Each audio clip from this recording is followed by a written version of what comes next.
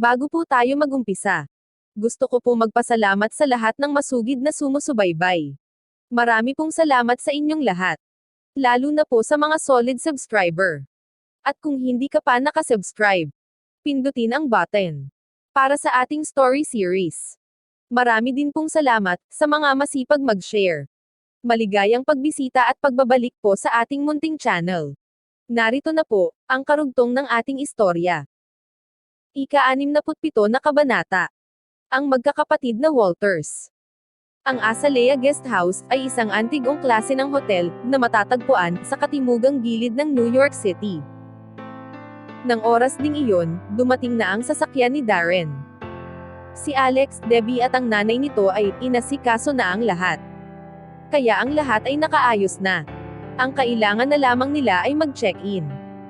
Pagkatapos mag-park, tumawag si Darren kay Alex na mabilis namang lumabas at sinamahan sila papasok sa gate ng Azalea Guest House. Madilim na ang gabi. Naglakad sila papasok sa looban.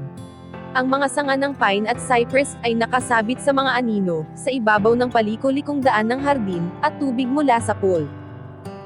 Sa ibabaw ng tubig, may mga nakalutang na dahon ng lotus na may bulaklak na kulay rosas.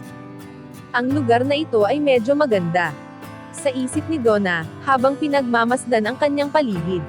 Alam kong hindi kaya ni Alex makakuha ng hotel. Pero napakalinis dito, iba ang aura sa paligid. At dito pa mismo sa New York. Pagtataka ni Donna. Bakit kailangan nating magstay dito sa bungalow? Napakaraming ganito sa aming bansa, sa isip ni Lisa. Kahit sa isip niya, na ang Azalea Guest House ay hindi kapani-paniwala sa kanyang mga nakikita. Hindi pa rin niya maramdaman na ito ay sapat na. Ang gusto ni Lisa ay isang hotel na mataas na building, katulad ng Berkeley Hotel. Hindi ang bungalow style, katulad nitong Azalea Guest House. Pero hindi ito sumagi sa kanyang isipan. Bagaman hindi nila alam kung gaano kamahal ang bayad sa Azalea Guest House. Naiintindihan nila na sa isang syudad na katulad ng New York, ang hotel na ito ay hindi na masama. Pero hindi pa rin ito may ikukumpara sa Berkeley Hotel. Pero kung si Darren ang nag-asikaso ng matutuluyan, malamang na nakakuha pa ito ng mas maayos. Sa isip ni Lisa. Si Lisa, at ang mga kasama niya, ay hindi tumigil sa pagrereklamo. Wala pa rin silang nagawa kung hindi magstay dito. Pagkatapos ng mahabang araw, sila ay pagod na pagod. Nang sumunod na umaga, si Lisa at ang dalawa niyang kapatid, ay tapos na maghilamos. Lumabas sila ng kwarto. Bagaman ang hotel na ito ay isang bungalow. Medyo komportable ang matulog dito, wika ni Natalie, na masayang na surprise. Ano ang kakaibang naramdaman mo para maging komportable?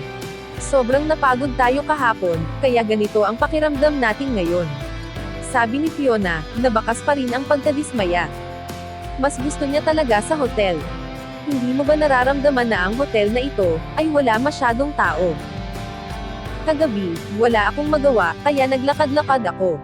Ang mga room dito, halos kalahati ay sarado. Napakalaki ng hotel nila, pero kakaunti lang ang mga bisita.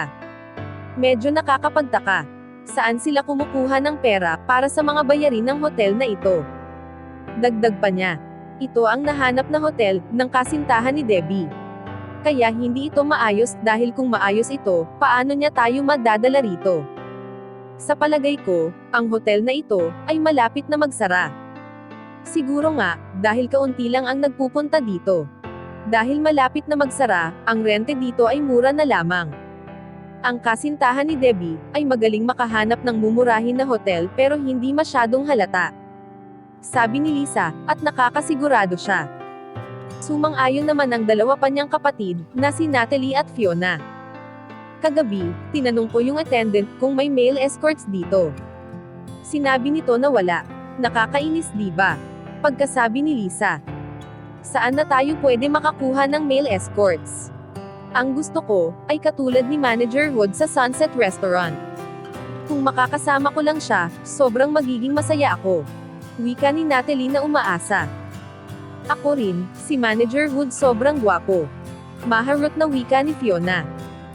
Kayong dalawa, magaling kayo pumili. Pero huwag kayo mag-alala. Kung magkakaroon tayo ng pagkakataon sa hinaharap, Gagawin natin siyang laruan. Bibisitahin natin muli siya paglipas ng 2 araw, at kayong dalawa, ay pwede ninyo siyang paglaruan. Hindi na makapaghintay si Lisa. Magandang umaga po. Pagbati ng attendant. Papunta na po ba kayo, para kumain? Ang dining area po ng aming hotel, ay banda doon po. Ako po ang attendant, na nakatalaga para magdala sa inyo doon. Ang lahat ng pagkain po ay libre, wala po kayong babayaran. Magalang na pagkasabi ng attendant, kina Lisa. Hindi na kailangan, pagtanggi ni Lisa, sa mabuting intensyon ng receptionist. Ang isang hotel na malapit ng magsara. Ano ang posibleng maayos na pagkain, ang pwede ihain dito? Libre lang ito, kaya malamang mga mumurahin lang ito. Sa isip niya. Bagaman ang hotel ay nasa kalagitnaan na ng pagsasara. Ang mga receptionist at mga waitress ay kaakit-akit. Nang sandaling iyon, si Carla ay lumabas na rin sa kanyang kwarto. Magandang umaga. Ang aming hotel ay nag-aalok ng libreng agahan. Doon po ito banda sa looban. Kasama ko po ang waitress na magdadala sa inyo doon. Magalang na sabi ng receptionist kay Carla. Binigyan siya ng instructions na ito ang pinakamahalagang bisita na dapat asikasuhin. Si Carla ay masaya sa narinig. Makakakain siya ng libreng agahan. Ang receptionist ay isinama siya patungo sa courtyard. Habang sila Lisa at ang iba pa, ay naglakad papalabas. Habang pinagmamasdan ang malaking hardin. May mga kaunting tao na naglalakad sa paligid sa 10 oras ng umaga. Ang mga pagkain ay libre. Tamang-tama lang, para sa mga mahihirap na tao, katulad ni Carla. Umalis na tayo. Lumabas tayong 3 para kumain sa mas maayos na lugar. Wika ni Lisa. Sa palagay ninyo, maghahanap kami ng tinapay at itlog lang. Magsaya tayo ngayong araw na ito. Pagkatapos natin kumain, mamasyal tayo, at maghanap ng male escorts. Papayagan ko kayong 2 na magsaya. Ang 3 babae ay malakas na tumatawa, habang papalabas sa Azalea Guest House. Mabilis na lumipas ang 1 linggo. Dahil si Lisa at ang kanyang mga kapatid, ay minaliit ang Azalea Guest House. Hindi sila kumain dito, kahit 1 beses. Nakatagpo sila ng isang lugar na may male escorts. Nagpunta silang 3 doon. Nakaubos sila ng $6,000. Kahit papaano, ang pamilya ni Lisa, ay may kaunting pera. Kung gagastos pa siya ng sobra sa pagkakataong ito, baka maghinala na ang kanyang asawa. Kaya naman hindi siya gagastos ng sobra sa kanyang bank account. Pupunta na ba kayo sa courtyard para sa agahan? Ang mga pagkain doon ay masasarap. Masigasig na pag-iimbite ni Carla. Kalimutan muna. Kumakain ka palagi ng atay ng manok at pickles, araw-araw sa iyong bahay. Nararamdaman namin ang malakas na amoy nito. Kaya sa labas na lang kami kakain. Tumingin si Lisa kay Carla na naiinis. Isinama nito si Fiona at Natalie, at lumabas na sila sa Azalea Guest House. Pagkatapos nilang kumain, nagsimula na silang mamasyal sa loob ng isang mall. Nang pasado 11:00, ang kanilang mga tiyan, ay nagsimulang kumalam. May restaurant banda doon. Pumunta tayo para kumain. Si Lisa ang pinakamayaman. Kaya natural na siya ang leader sa kanilang grupo. Pupunta sila kung saan ito gusto. Habang patungo sila sa restaurant, ay nag-uusap sila. Sa kanilang paglalakad, medyo napaatras si Lisa. Nakita niya ang isang babae, na medyo pamilyar. Joanne. Pag-aalangan na tawag nito. Nang humarap ang babae sa kanya. Si Lisa ay labis na natuwa. Ang babae ay si Joanne Ludlow. Ang pamilya ni Lisa, ay mayroong pag-aari na pharmacy company. Kasalukuyan itong nakikipag-usap sa pribadong ospital sa kanilang lugar para sa partnership. At si Joanne, ang asawa ng CEO ng ospital. Ang negosasyon ay malapit nang matapos. Kung makukuha niya ang suporta ni Joanne, ang partnership ay hindi na magiging problema. Joanne, ikaw nga. Mabilis na lumapit si Lisa dito. Hindi ko na inaasahan na makita ka dito sa New York. Ang pagkakataon nga naman. Lisa, ikaw pala. Saan ka papunta? Pagtatanong ni Joanne. Medyo natahimik si Lisa. Gusto niyang samantalahin ang pagkakataon na mapag-usapan ang partnership. Magmumukha siyang cheap kung pupunta siya sa restaurant na nakita nila. Isang idea ang pumasok sa kanya, at sinabi, "Kumain tayo Joan, sa hindi mo pa nakakainan. Pumunta tayo sa Sunset Restaurant. Ang paligid doon ay maganda." Naalala ni Lisa ang magarang hapunan sa Sunset Restaurant, ng unang araw niya sa New York. Kung hindi niya nakita si Joan, ay hindi na niya maaalala na kumain sila doon. Si Lisa ay naiinis sa sarili niya. Sa Sunset, pagtatanong ni Joan, masyadong mamahalin doon. Ang mga pagkain doon ay mahal. Sa palagay ko, maghanap na lang tayo ng lugar na makakainan, na medyo malapit. Wika ni Donna habang nakangiti. Narinig niya mula sa kanyang kaibigan, na ang Sunset Restaurant, ay isa sa pinakamahal na restaurant sa syudad. Hindi makakaya ng mga ordinaryong tao, ang presyo ng pagkain dito. Hindi confident si Joan. Mas magiging okay ito, kung ililibre mo siya ng tanghalian sa Sunset Restaurant. Titingnan niya ako, bilang mataas. Kahit na humingi ako, ng tulong sa kanya, ay mahihiya siyang tumanggi. Sa isip ni Lisa, Joan, magiging maayos ang lahat. Huwag kang mag-alala. Hindi ganoon kadali, magkita tayo sa ibang syudad. Ililibre kita. Hindi ka pwedeng tumanggi. Wika ni Lisa. Tumawag siya ng taxi, at nagpunta sila sa Sunset Restaurant.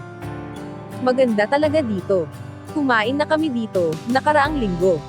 Pagpapaliwanag ni Lisa. Pinangunahan niya si Joan, papasok sa restaurant.